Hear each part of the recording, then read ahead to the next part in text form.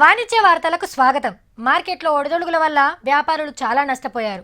తెల్లవారి ఎంతో ఆశాజనకంగా ప్రారంభమైన మార్కెట్లు బయటి నుంచి వచ్చిన దిగుమతుల కారణంగా ఒక్కసారిగా కుదేలయ్యాయి. బాలయ్య బండికాడ బేరం లేకపోవడంతో భార్యతో తిట్లు తినాల్సి వచ్చింది. మల్లయ్య బండికాడికి జనం బాగానే వచ్చినా రేట్లు చూసి పారిపోయారు. ఈ దీపావళి పండగ వ్యాపారుల మొఖాల్లో నవ్వుల పువ్వులు పూయిస్తుందనుకుంటే నిరాశనే మిగిల్చింది. బొంబాయిల స్టాక్ ఎక్స్చేంజ్ అంగట్ల బేరం చేసేటోళ్ళకి కాదు, గల్లీల బండి మీద బేరం చేసేటోళ్ళ గురించి కూడా మేము ఇట్లేం చెప్తాం. పొద్దటిలి పండుగ పొద్దుమికి దండుగా అన్నట్టే అయింది పో బంతిపూలు అమ్మేటోళ్ళ పరిస్థితి.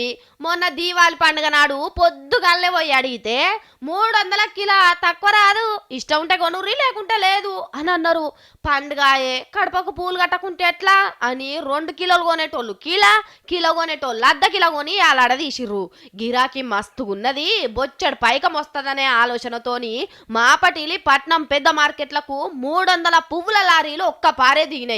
కానీ చుచ్చుబుడ్డి బుస్సున బొంగారినట్టే అయ్యింది.